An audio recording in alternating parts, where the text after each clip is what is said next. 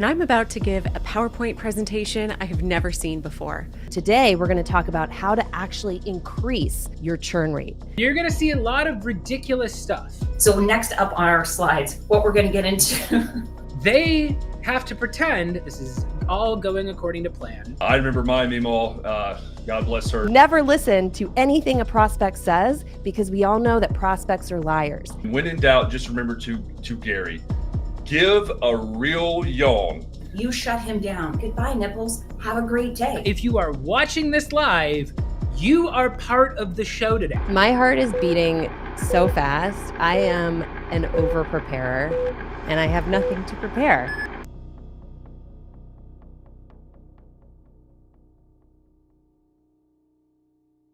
Chris Sells His Soul is filmed in front of a live streaming audience, so don't forget to comment throughout the show. The show's about to get started, so grab yourself 2 hearty buckets of popcorn and get ready to have a discussion about how to use your creative talents to sell. Now it's time for a message from today's sponsor. Hey, did you hear about what's happening with cookies? See, starting this year, Google is getting rid of third-party cookies forever. They've already started. What are you gonna do when all the cookies are gone? What the? Holy son of a flying cat. They know SEO.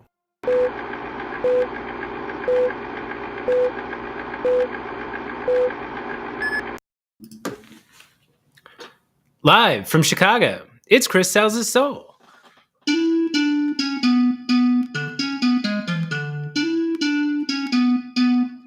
I'm your host, Chris Bogue, and this is my show where I have conversations with cool people who will help you work more creatively. Today, my guest is Dale Dupree. Dale, welcome to the show.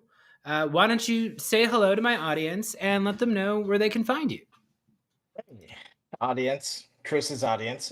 Dude, I've seen your intro like 100 times, but like every time it makes me laugh. So I just want everybody to know I laughed at the intro. Success. You can find me right here on Chris's show. This is exactly where you can find me. So find me here anytime, all the time, right here.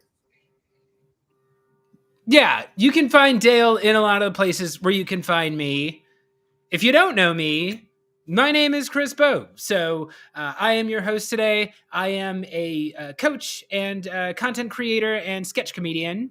And you can follow me on LinkedIn. If you go there, send me a connection request. You can even click my bell if you want to see new updates. I post new content all the time. And today's show is brought to you by Flying Cat. So Flying Cat is the premier SEO agency. If you want to scale your B2B SaaS, especially if you want to scale into Europe, you got to talk to Flying Cat. So we're going to be hearing from them later on in the show. But today we are going to be talking all about sales and specifically how to reach those impossible to reach prospects. They don't answer phone calls. They don't respond to emails. So what are you going to do? Dale and I are going to get deep into that right away. But first, we want to hear from you. So if you are watching this live, if you are watching this on YouTube or on LinkedIn, jump into the comments. We don't know that you're here if you don't leave a comment for us. So go ahead, jump in. If you think we're right, if you think we're wrong, if you are running into issues in your prospecting, if you've noticed any trends or anything that you would like Dale and I to talk about throughout the show, go on and jump in. And we're going to try to answer as many questions as we can by the end of the show. So without further ado, Dale, can you tell me what is it that you do and what is the Sales Rebellion? Easy question. So it's best to understand the Sales Rebellion by kind of going back to where I come from, which is copier sales.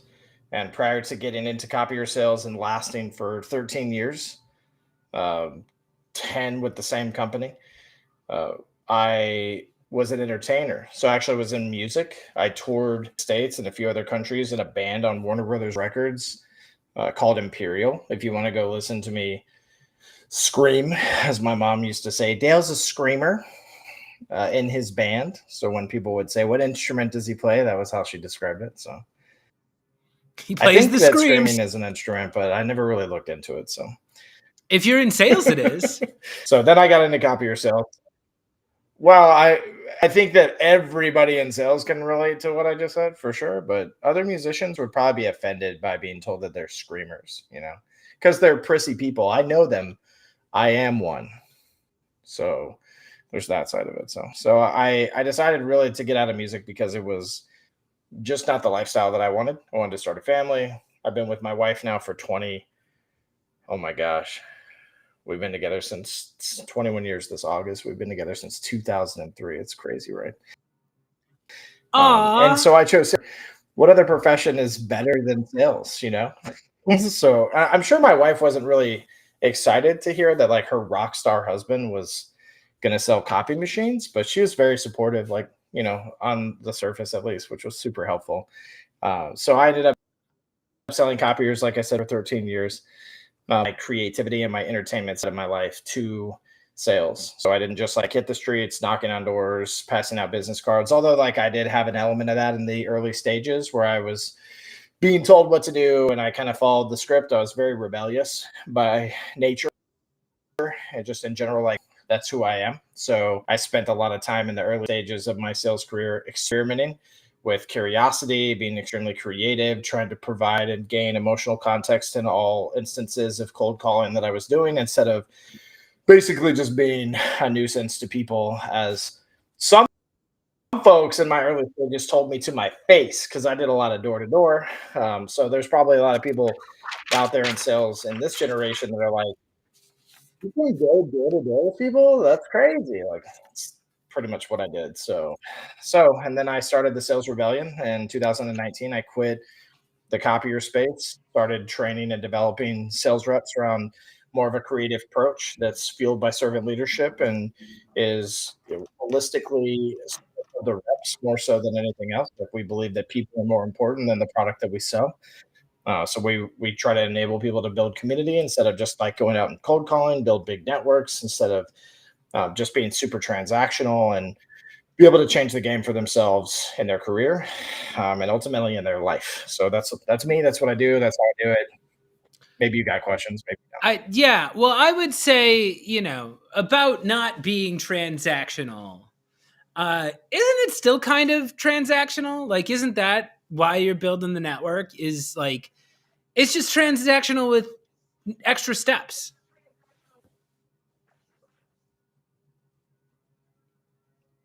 No. Tell me why I'm wrong. So the transactional mindset is something that is built into sellers around this identity of that I, as a salesperson, do nothing but go and sign this piece of paper and move on to the next, is the thought process.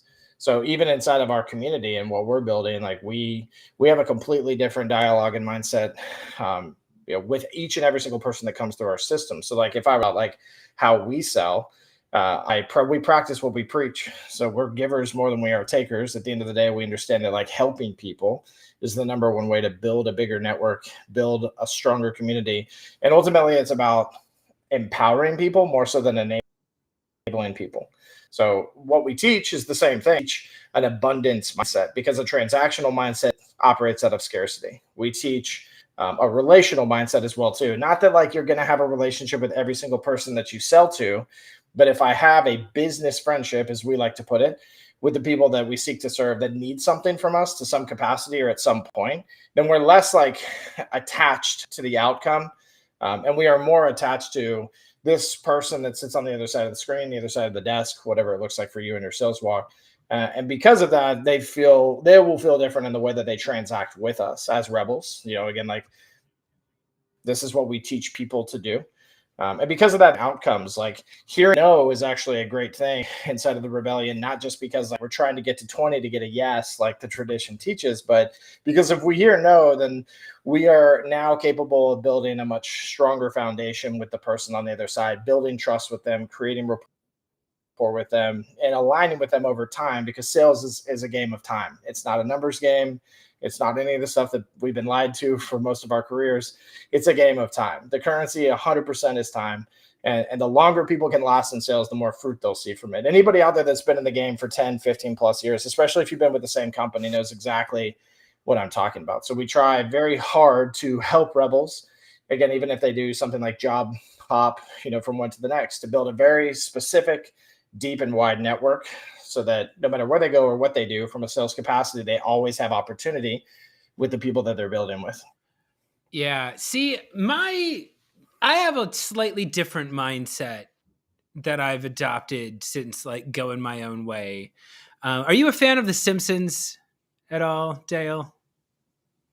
I watched The Simpsons. Okay. Yeah. If you remember the joke where the Navy is recruiting, they've got join the Navy, and it's like this backwards message, and Lieutenant LT Smash is explaining to Homer that he's hitting people on 3 levels. It's like liminal, subliminal, and superliminal.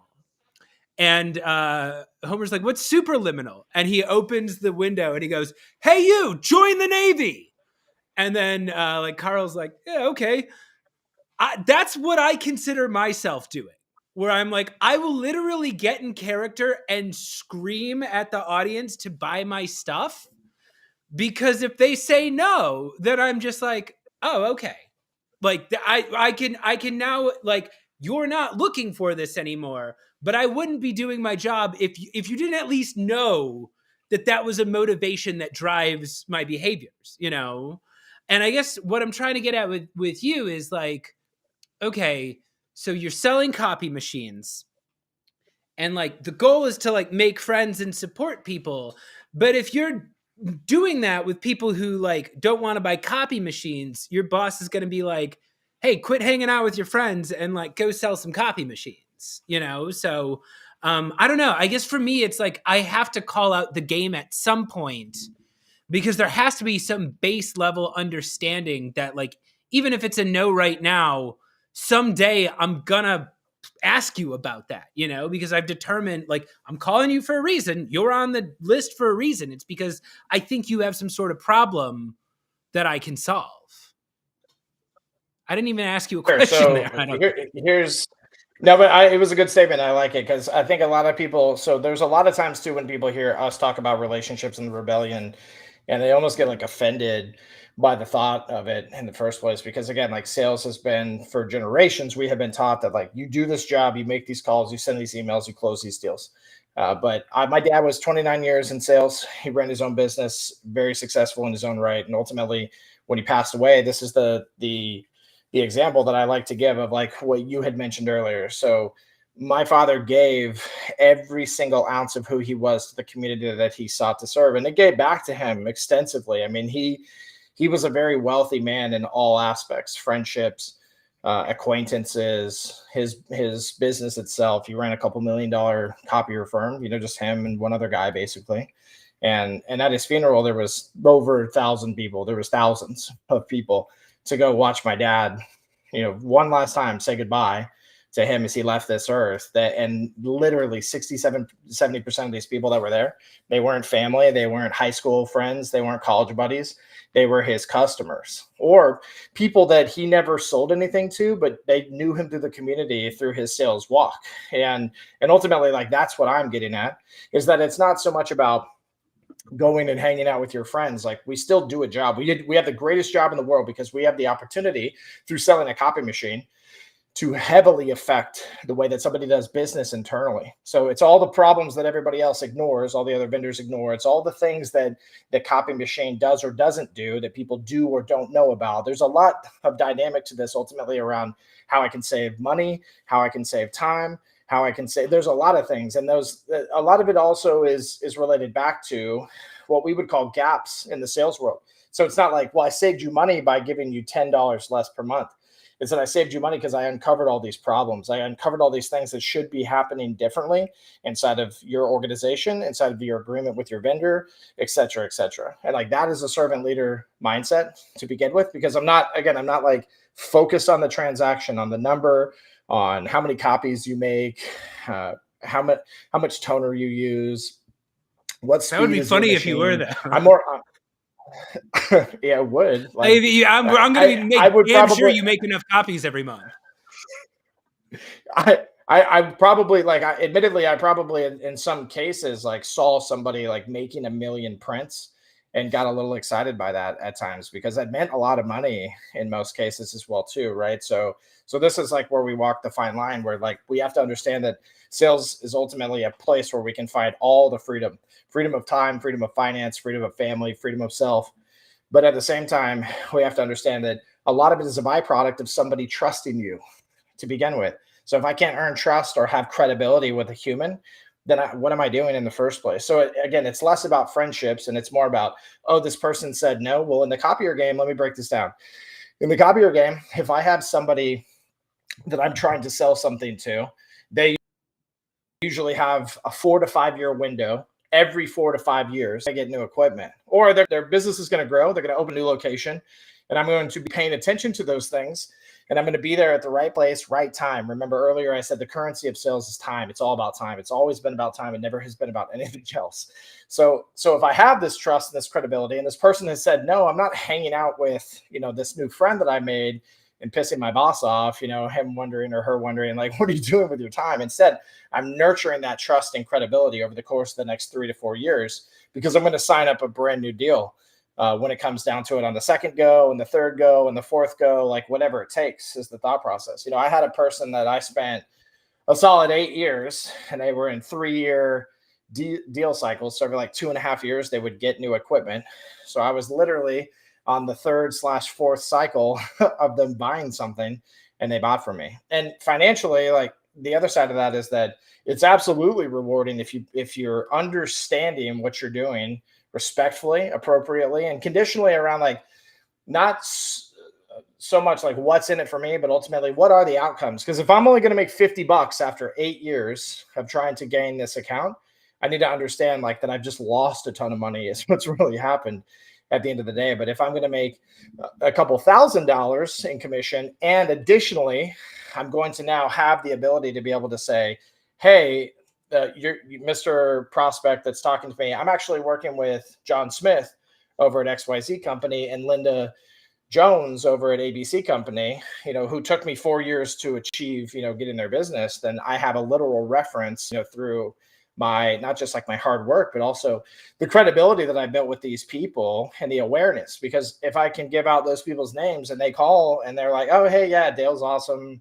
And hey, it's good to talk to you because they're friends in the community to some capacity, like they at least know of each other, then I'm building something much deeper and wider than just a transaction. So I know that was like a tirade of information, but it's a bigger picture perspective is all it is. It's less of looking at the surface, which is how I see the word transactional. I see it as a very surface level perspective of the way that people go to market.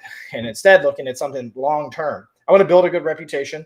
I want to be the person that everybody knows that will come and participate and do a very good job integrally, morally, ethically, but also at the same time, like when you're detached the way that I was from the outcome, you make the journey more in the experience in general, just more fun for the person that's buying from you. Like I can't tell you how many times I got emails from people that were saying like, hey, we're going to stick with our incumbent, the person we complained about and why we took a bid from you in the first place. I know it sounds crazy, but there's safety in that. And so we're going to stick with it. But you're the first person that we've ever even considered switching to in the first place. So please stay in touch. And the more we get to know you, the easier it'll be the next go around. And that's the type of feedback ultimately that I got early on in my career that helped me to understand that this isn't a short game. And that the more I play it as a short game, the more I fail in the long run. But instead, I had some of the single best success of a copier salesperson. I was recognized nationally. I was recognized globally. There's lots of things that I earned through what it is that I did, taking this perspective and just completely changing the narrative of the way that I sold. Yeah. So as I say to my coaching clients, your job is not to win every deal. It's to open the door and keep it open. So even if they say no, it's not shut forever. Your job, you can't always win every opportunity you go for, but you can keep the door open. And I actually think that is a great segue to our middle segment, Gimme Gimme. Dale, do you want to do Gimme Gimme? Can't tell you how badly I want to do Gimme Gimme. Okay, great. Really bad. All right. So everybody, this is the part of the show where my guest and I like to correct a little misconception that people have about the website LinkedIn, right? People tell you LinkedIn exists for vanity. LinkedIn exists so you can share fun stories about yourself and get everyone to click the like button and make friends and never ask for anything in return. But here at Chris Sells His Soul, we know the real reason that LinkedIn was created. It was created so people could make money, so people could go find new job opportunities, so people could advance their careers. So once every episode, I like to get into character, and my guest and I like to ask my audience for exactly what it is that we want from them. So Dale, you ready to do this? I'm ready, bro. All right, let's do this. Hello! Welcome to another episode of Gimme Gimme, the part of the show where I ask you for money. Today's episode is brought to you by Flying Cat. That's right, Flying Cat is the premier international SEO and content agency that helps B2B SaaS companies build and execute organic growth programs. Flying Cat is remote, it is woman-led, with a team of 90% women across 15 different countries. You may know women, if you've never heard of this group of people before, as responsible for roughly 80% of all financial decisions, right? So maybe it would be a good idea to have some of them involved in your marketing strategy, right? They take a demand gen and demand capture full funnel approach, and Flying Cat helps you reduce customer acquisition costs through organic marketing. Right? They have a team of native language strategists and content creators from all over the world. We're talking US, UK, Canada, France, Italy, Spain, Portugal, Brazil, Germany, probably more. But if you need to do SEO, if you don't know what you're doing, give Flying Cat a call, okay? I'm going to put their QR code up here on the screen now. You can talk to them. They're friendly. They are cool. They will help you scale into Europe. You probably don't understand how to do that, and they sponsored the show, so you know that they're cool. So go ahead, check out Flying Cat, and after that, Dale Dupree, you are here. My audience is listening. They are on LinkedIn. What do you want to ask them for? Anybody that wants to come and join our free Rebel Slack community, feel free. Just go to this QR code right here at the website. You'll find the Slack link somewhere on there. It's in the resources page. It's at the bottom of some of the screens. It's a secret channel that we have put together for rebels just like you that are looking to change the game in their sales walk, be more creative, get in touch with people on another level than just sending them crappy emails or making dumb cold calls. No offense to cold callers out there. Come join our community. Come hang out. We got newsletters. We got all kinds of cool resources. I'm sorry, I forgot that we're doing this skit. I highly hate your cold callers. All you. We don't need to hate anybody, but you need to understand Chris, at home. I freaking hate them, boss Bogue. All right, well you're the boss, man. You do whatever you're gonna do. I'm gonna tell you at home. I don't hate you. There's still hope for you. But let's be honest. If you're going out there doing the same things that everybody else is doing in sales, it's just not going to work. All right. And if you don't have creative ideas, that's fine. You can go to a community full of people that are going to help you come up with ideas for personal fun experiences. Go check out the Sales Rebellion, right? So you can scan that QR code there. And while you're doing that, maybe you want to buy my shit too. All right, the complete guide to selling on video. You can go ahead and check this out, right? I have literally taken all the courses you see on LinkedIn, right? You know how everybody has a course out there? I actually take those. I'm one of those psychopaths. And guess what? Nobody goes deeper on video prospecting than I do. All right, this is 2.5 hours of immersive lessons. There's original comedy that you will only see if you take the course. And right now, if you use the promo code GimmeGimme, you actually have a special offer. And we're going to watch a very, very special commercial about that in just a moment. But before we do, Dale Dupree, do you have anything else that you want to ask my audience for? Yeah, that was beautiful. I just want to say how much I loved that. I loved it. Just loved it. Well, I love you, Dale. This has been Gimme Gimme. Iggy, roll the tape. Hello? Is this Mr. Sherbert? It sure is. What can I help you with, brother? Hello. You were not expecting this call. Do you have 17 seconds to learn about Mercifully Short? Is this a cold call? I don't know. You. Never call this number again. Oh no! Another unsuccessful cold call. You probably don't have time to fuck off. I got a quota to hit. Are you spending hours every week cold calling and cold emailing but not seeing results? There's gotta be a better way. Introducing the complete guide to selling on video. Whether you're new to sales or a President's Club member, this fast and fun course will teach you to efficiently create short, customized videos that get results. The complete guide to selling on video is not sold in stores. Visit chrisbogue.io and use promo code GIMMEGIMME to take $50 off while supplies last. Don't delay, get noticed today.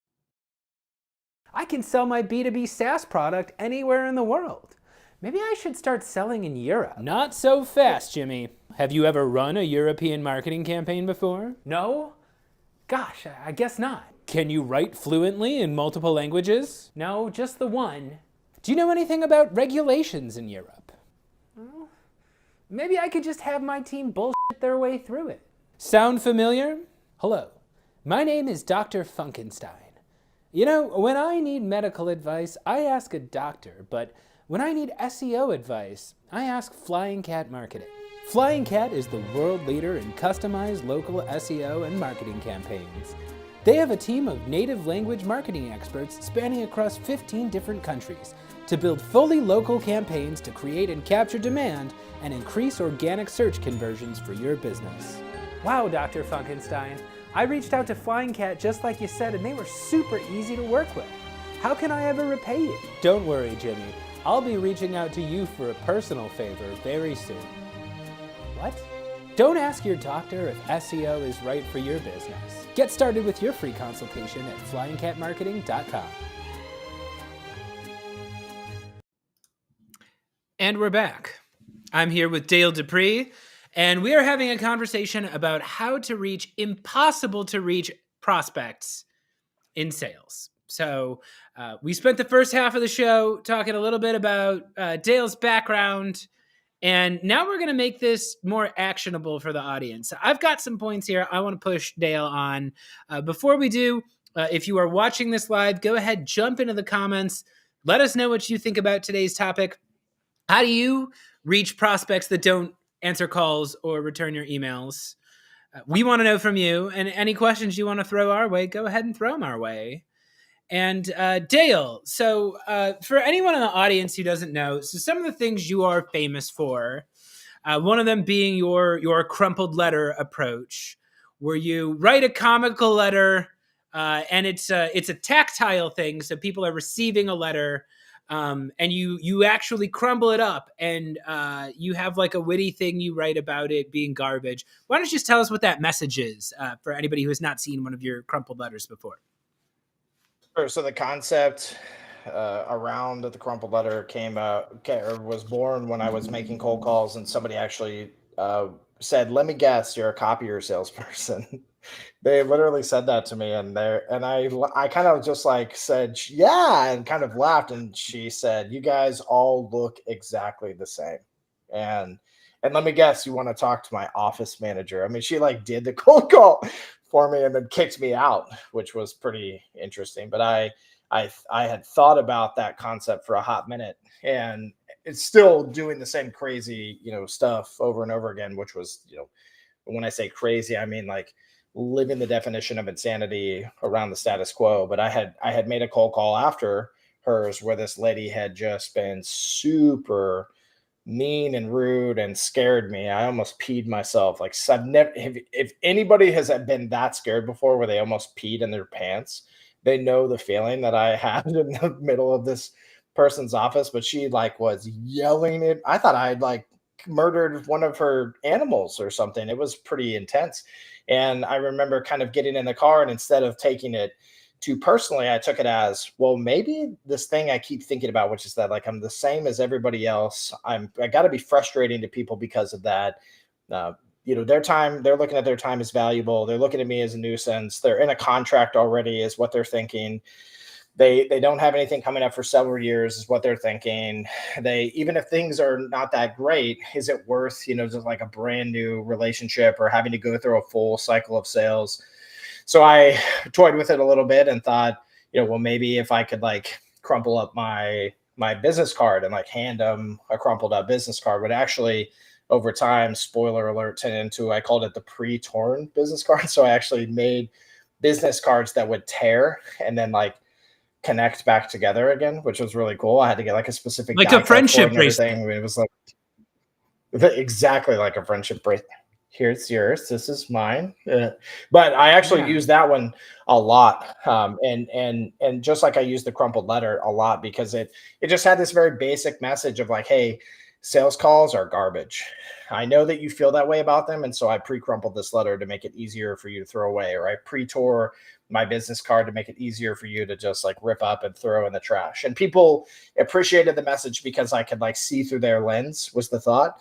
And nobody really likes copier salespeople. And I was trying to change that perspective and narrative. And the industry that I come from is very sharky. There's a lot of dishonesty. There's a lot of people being taken advantage of out there, believe it or not.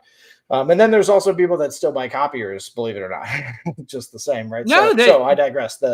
The thought was that if I took this letter and that was just a little bit different, it would completely change the narrative and the landscape of how I was approaching people. Yeah. So the crumbled letter, like, and this is the thing that I guess I never really thought of this until you were saying it out loud. You know, yes, relationship building is an important part of sales. Trust building is an important part of sales, but that tactic specific, and a lot of the things that I do, like the reason why they work is it's a pattern interruption. And we are taught as animals, there's something instinctive in us as animals that our brains recognize patterns. You know, I was taught that. I was listening to some evolution scientist who was talking about, you know, we evolved because we were able to look at the bush and see the single red berry sticking out, and we learned to go pluck that out. And we're always looking for things that break the pattern. You know, the predator in the bushes, you know, who just sticks out a little bit because they're trying to camouflage themselves. And in sales, in marketing, in any sort of endeavor where you have to win somebody's attention, if you show up looking like the pattern, but you slightly subvert it, that will help you stand out and that will help you get noticed. And I think that's why I noticed you. And that's probably why you noticed some of the weird things that I do here on LinkedIn. Why do I have infomercials that look like it's some psychopath in the 90s made it? It's because like that's not what B2B companies are doing for the most part, you know? And it's like, yeah, in order to get somebody's attention, you have to kind of surprise them. So yeah, tell me a little bit more about the role surprise played. And I assume because the ripped up business card, the crumpled letter, these were surprising things. Once you started surprising people, it suddenly got easier to talk to them. Sure. So there's something to be said about being an authority in your space. And so like if I'm just a sales rep, I'm somebody's employee.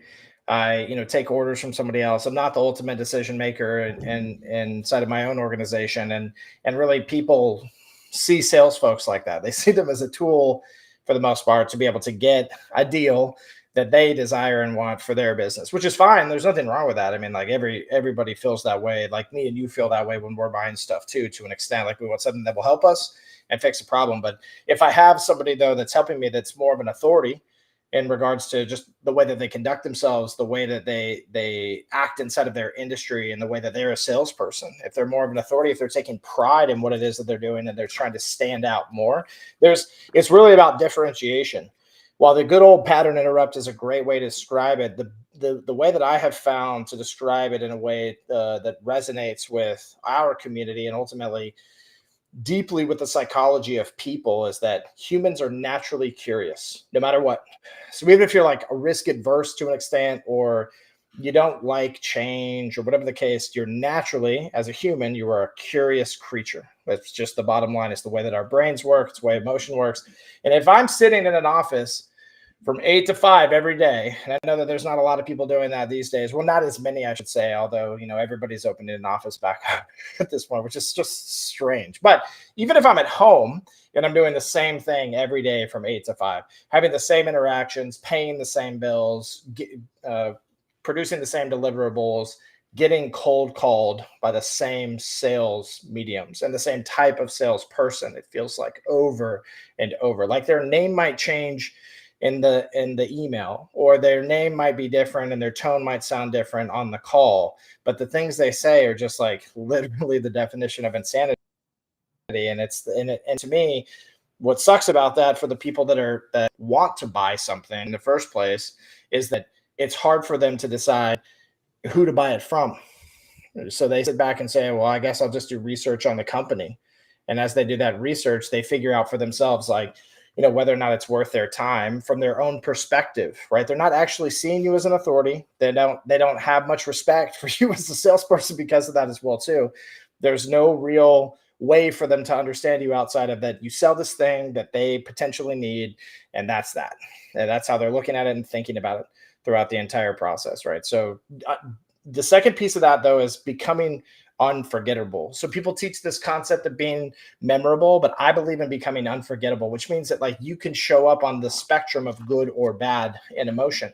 So like you could actually do something that somebody might be offended by, but they'll never forget you because of that. And unless you're on either side of that spectrum, you're right in the middle, which is basically you don't exist. It's good or bad or indifference is the thought process. So if somebody is indifferent to you, they're never going to buy from you. They might use you to get something that they want, but they're not going to build trust and credibility with you, and you're not going to get what you desire out of that. Yeah. Well, let me ask this. So I had an audience member who wrote in with a question, and somebody says, I'd be interested to learn when, if ever, with an account prospect he's ever spoke to or met, if he stops prospecting somebody, at which point do you label an account or prospect could not reach and decide that your time would be spent better elsewhere? So the context for that is, yes, you want to be memorable. Yes, you want to be unforgettable. What if somebody wants to forget you? What if someone does not want to hear from you? They don't want to have you try to win their trust over, and they shut the door on you. What does it take for you to just write somebody off and be like, I'm not going after this person anymore? It's not even about writing somebody off. It's just about operating in abundance. I had a guy one time tell me, he said, I don't want any new friends. And I see what you're doing here. You're trying to make me like you, is what he said. And I was like, I'm just looking to earn your trust. If that to you is liking me, then maybe we shouldn't hang out because that doesn't sound like it's good for either of us. Because, and I tell this to people all the time, but I even told this guy, I was like, look, dude, I'm not looking for pizza every Friday night with you and your family.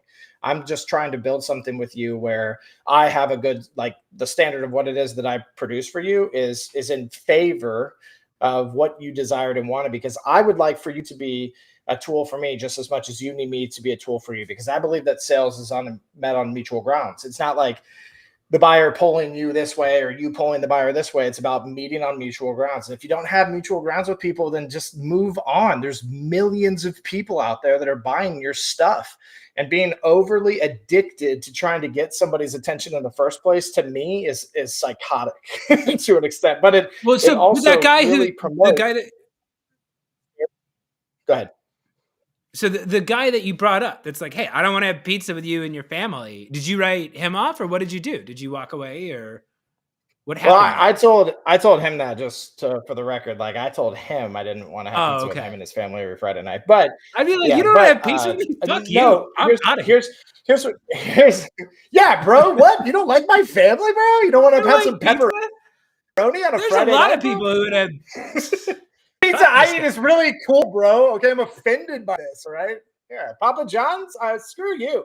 So here's what I would say, and this is what I did, is that once a year, because I have, in my ecosystem of sales, I have what we call the living pipeline that we teach inside of the Sales Rebellion. And so I have what we would call a branch on a tree, for a visual metaphor for everybody, where that person lives. The branch on the tree is a place where this person who really literally is never going to be my client, most likely, but I could still maintain a good reputation with that person, which has got to be my perspective, and ultimately the narrative that I live. So because of that, once a year or once every 2 years, they hear from me to some capacity. It's usually in a very small way, but they hear from me to some capacity no matter what. And there's a lot of different audacious things that we do for those types of folks. Because until somebody literally tells you, that they're, filing a restraining order, or they hate you, never call again. There's no need to not stay in touch. They just don't need to be at the top of your funnel, or like this thing that you keep putting in the forecast over and over again. They need to be something for you to just say, hey, if I want to, and ultimately accommodate a great of,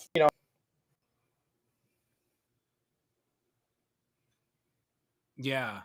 Okay, well here's a different one. Here's one that I see a lot of people worry about this. I feel like I've found, every individual seller has their own different tactics, and a lot of it is dependent on your personality.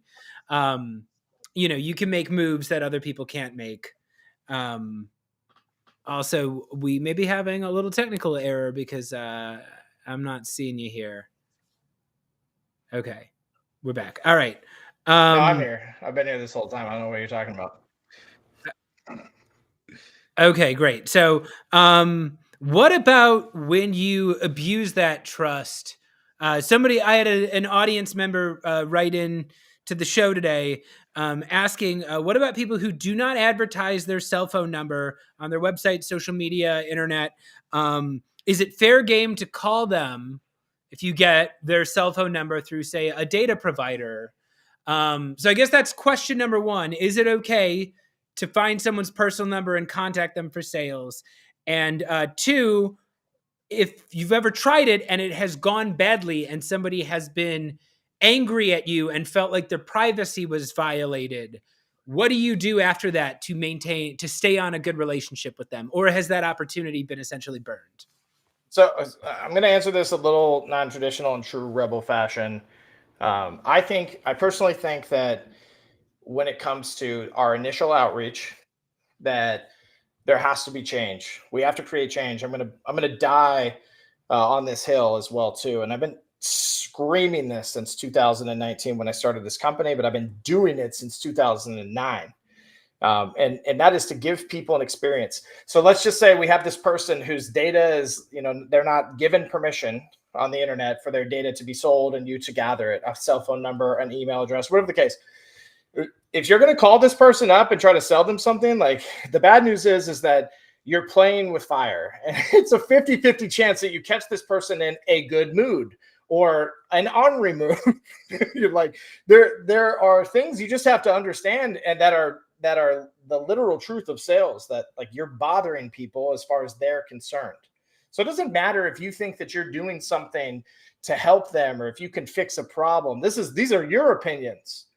People do not operate that way. Just like if somebody came to you and said, hey, Chris, I can do all this incredible stuff for you. All I need is 15 minutes of your time on your calendar. And meanwhile, you're over here listening like, none of what you're saying makes any sense. I don't know your product. I don't know your ecosystem. I don't know if I want to commit myself to 15 minutes. If you're crazy like me, you say yes, because I love salespeople. I'll be saying yes all day to people like, sure, show me. And but I'm like one in a bajillion, right? Is the thought process. You can't wait on that. What you have to wait on is, what kind of experience am I giving? So you talked earlier about our crumpled letter technique. We send crumpled letters, and I've got one right here. I've got a success story right here for all of y'all. I want to give a shout out to this rebel as well too while we're on the air. His name is Vincent Blanchard, and this is what Vincent says. He says, another win. And he basically tells us, I'm going to read it verbatim. He said, I sent somebody a follow-up email that got my crumpled letter, and they loved it. They said they're very happy with their current IT setup, but they mentioned they would remember us if something changes. This is a typical message that we get from people, by the way, right? Says he messaged that person back and asked to connect with them on LinkedIn. They welcomed him to stay in touch, to connect on LinkedIn, to send him, more funny marketing pieces in the mail. And he has started the process of rapport building. Now, the same person, if they weren't in the market for the product, they didn't have any interest in your service, and you called them or emailed them without this experience that you're giving them, they're just going to flat out tell you no, is the bottom line, right? So again, like, we're going a little bit deeper and wider here on this concept as we believe it at the Rebellion around relationships, right? And hopefully giving people a really good perspective on it, the narrative of what we're talking about here, right? But if I give a better experience at the forefront of what I'm doing, then it doesn't even matter if like this person didn't give their cell phone out and you have permission to call them. Because if you dial them and you say, hey, this is the guy that sent you that crumpled letter in the mail, it's less of a 50-50 chance at that point. It's more of a, did they get it? And do they have any kind of a sense of humor in their body whatsoever? And again, like the humor we're using is kind of like, it's not off the wall. It's not like, some kind of niche humor. It's literally like their own experiences on a daily basis. Like we are telling them that we understand through your own lens, like what this looks like. And we get it. And we understand that you don't put your cell phone out for people to just call you or give your email out for any salesperson to send you a message, that we understand that it's a to serve your business at the end of the day, and we'd love to earn it. So if we change our message, if we change the experience that we're giving to people, if we change our mindset around the way that we're cold calling, everything goes in a different direction. I'm like on a warpath for this. And this is the things that we hear, Chris, are that's not scalable. What about people that work from home? Which, like, there's an answer to all these things ultimately, but it's about risk and reward, right? So going back to just like the basic question, do I call this person whose cell phone number I have, even though they didn't give me permission to dial it? Well, look, like I believe in sales that the only way to truly get success is to dare mighty things. Without this, there is no reward. But what you want to think about is, are you going to get on the phone with them and say, hey, this is a cold call. Do you want to hang up? Or are you going to say, hey, I sent you an empty box of donuts? And let that person respond. Yeah. And go, that's oh, you're context. The crazy psychopath that sent me an empty box of donuts. See, but that's the thing is, like, I'm out here, I'm doing a slightly different thing. And this is a thing that actually, a misconception that people don't realize about me is all my marketing has lots of comedy in it, but my prospecting videos generally do not. And I actually run on the principle that at everybody's heart is some desire to be a storyteller. And what I'm actually doing in sales is funny. I got into like a mini friendly debate on LinkedIn yesterday about call openers. And I feel kind of like call openers are like pickup lines. Whereas like if some guy is telling you about the pickup line he uses that always works, it doesn't work. Everything works in some scenarios.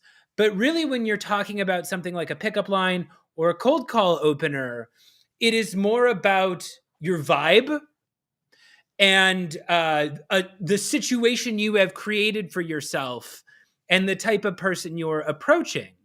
And when I am making a cold call, when I am meeting somebody in person, what my discovery technique is I find a way to have the other person tell me a story. And this is where the improv training comes in. And I know you've done a little bit of improv too. I've always thought of this idea of yes and being just improv 101 lesson for everybody at home. It is the rule that all improvisers are operating under. If you've ever been to an improv show or if you've ever watched Whose Line Is It Anyway or a show like that, is you have to accept what the other person tells you as truth. And you have to build on it. You have to accept it, add your own action onto it, or take it one step deeper and then pass it back and forth. And that's how a scene works. So yeah, I actually find a way to get them talking to me. And I feel that the most interesting thing I can be is somebody who listens to them. And improv is very much a listening game. It's very much, you pick up the little details on what someone talks about and you really run with it from a storytelling aspect. And that gatekeeper who has talked to 5 other guys today, if I can find out what she had for breakfast today, I'm in, because nobody else knows that about her. And I guess my kind of thing too with the, with the surprises, as I like to call it, you talk about the experience. My whole thing is people are scripted, and that's good sometimes, right? Every sales pro you've ever met has some sort of flow. They've got questions, they've got their talk tracks. Yes, there's a little improv, but they know how to tell that story. And my thing is people are all the time giving you a story that they've told before. People have the same 10 stories that they tell all the time. And if I'm calling somebody who wants to reject me, they already have a story that they've told. Hey, we're not interested right now. Hey, we've got they have that talk track memorized and they know how to shoot me down without even thinking about it. So how can I pull them into a situation that's a live moment where they don't have something planned to say? And can I really listen to them fully in the moment and receive whatever it is they're giving to me? And even in video prospecting, that's what I'm doing. I tell my clients, this is not a one person scene, even though it's one person on the screen. It's a 2-person scene. You are in conversation with somebody else, and you are the secondary character as a seller. You are the supporting player. They are the main character. And if you can put them in a situation where they get to be the main character, they get to be the storyteller. That's how I win trust, if I've got to do it in a call or in one visit in person. That's my little. I think that most people that learn the holistic perspective, it was a great one. The holistic perspective of how sales works is that they understand it through the lens of the buyer. So when I teach a seller how to be creative in their sales walk, the first thing that we think about things like the goal that we're seeking to serve. So if I'm selling to an electrical engineer, I can't say to myself just solely, what is the electrical engineer's environment like and how can I fix the problems inside of the environment? I also have to say, who are the people that the electrical engineer serves as well? And if there are things existing in the environment that could be a disservice to those people that I could help them fix, then that would probably speak their love language a lot differently than, hi, I sell software and to electrical engineers, and can I do a demo with you?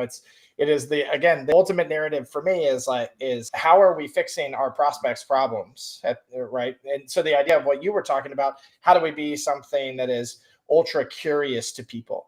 How do we be something that doesn't fit the script or the narrative that everybody's used to hearing all the time, which is, we helped a CEO fix these 3 problems. How about you? You want to try to do the same thing, or whatever the popular thing is these days. But instead, just give people an epic experience in the process of trying to get in front of them to begin with. And a lot of the time it can be done with a couple bucks, and in some instances free, just like your time in a video Chris is talking about.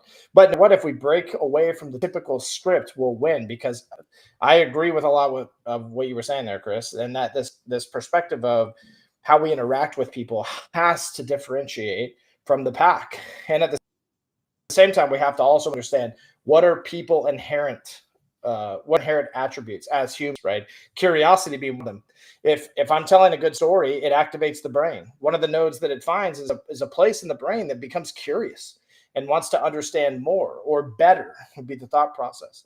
Those are places that people like to live in those places. It's less of me telling you something and you being involved in what's happening. I think that's why people love our campaigns, whether it's the Rebel book, the empty boxes, the letter campaigns, the wallets, whatever we're sending. People enjoy it because they're part of the narrative. They're the main focus of the narrative. And we all know exactly what every human loves, which is ourselves. So the more we lead with that narrative, the further we get with people. I want to ask you one very practical question about that, which is and I see a lot of times you'll buy candy, you'll buy lunch for people. I was doing a sales coaching thing. I was working with a sales coaching group, and somebody was talking to us about how he's a what do you call those guys? He's like a reseller of software, so he's selling to people. So he's packaging up a number of products together and selling them. Tough sale, very easy for people to write you off. And he was explaining that he does these in-person events, and he used a lot of the same language of hey, create a great experience, a no selling zone where we just go get to know them and hang out on a level, like a human level. And I was he's I do 1 a quarter. And I was how much do you spend on those? And he's $15,000 per event. And I'm okay, that probably is effective, but you need a $60,000 marketing promotion budget in order to pull that off. And again, if you're making $200, $300, whatever, $100,000 off of it, that's great. But I was sitting there looking around being most of us don't have a $60,000 events budget to throw at this. So just practical here, like as a guy who helps solopreneurs, and even with the video prospecting, I can't tell them that it's a free hobby. I'm like, hey, your time is valuable. You're going to need to go buy an HD webcam. You should probably go buy this software or that software. This is going to end up running you like $100 a month or whatever. For a real creative outreach on somebody who does not have a huge budget, imagine somebody who's new to sales. How much do you recommend to get started in terms of like stamps or mailing or lunches, or like what's the practical amount of budget that goes into a strategy like this? It costs money to do things. First, for context, correct. For context, I'd like to start by saying that when getting into this concept, I made less than $30,000 a year, literally. And it was basically a commission-only sales job at that point. And so I would take like what I lived on beans and rice. I had no money. It was paycheck to paycheck.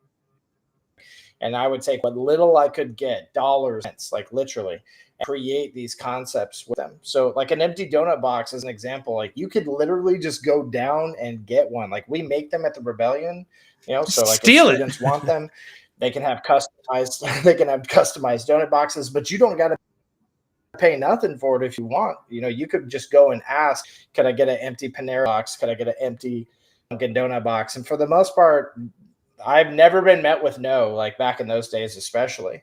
And again, like, let's say I'm trying to get a hold of somebody that's just been like literally either the hardest person to get in touch with, or you feel like they're just straight up.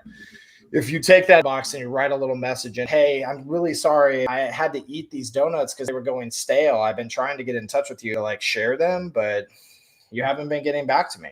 Then again, I hit that audacious peak.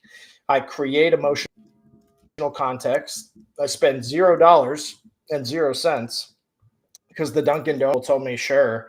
And then I go down and I secure an appointment by getting somebody like extremely curious about like, what is this? And I've never had a salesperson do this to me. So, you can spend nothing, or you can spend a few bucks, is the thought process, or you can spend $15,000. I mean, if that works for you as well too. But over time, I definitely had a bigger budget as I got into it deeper. And if you have $1,000 to spend, you can do some pretty amazing things. And if there's an ROI attached to your commission check, it's a brilliant concept. Amazing. All right. Yeah. And if you really want to be thrifty out there, you can raccoon it and find an empty box of donuts in your local dumpster. So thank you very much, Dale Dupree. I could sit here and talk with you for hours, but unfortunately we are at our time here. So one more time, if anybody is jumping in here at the end of the call, where should people go if they want to find you? Everybody can scan this QR code and head to the website, or they can go to linkedin.com/IM/copy warrior, any social media platform at Dale Rebel Leader, Instagram, TikTok, Twitter, you name it. But come find our free Slack community. Come hang out with us. Thank you. Thanks for coming by, Dale. And everybody, you saw earlier the teaser for Death by PowerPoint. We are taking registrations. You all got to see a sneak preview at the start of this show. But if you want to get in here, if you want to join the forum, scan the QR code. We're going to be announcing this. We're going to be premiering this tomorrow live on LinkedIn. If you want a chance to play, go ahead and sign up. This has been Chris Sells His Soul, and we will see you.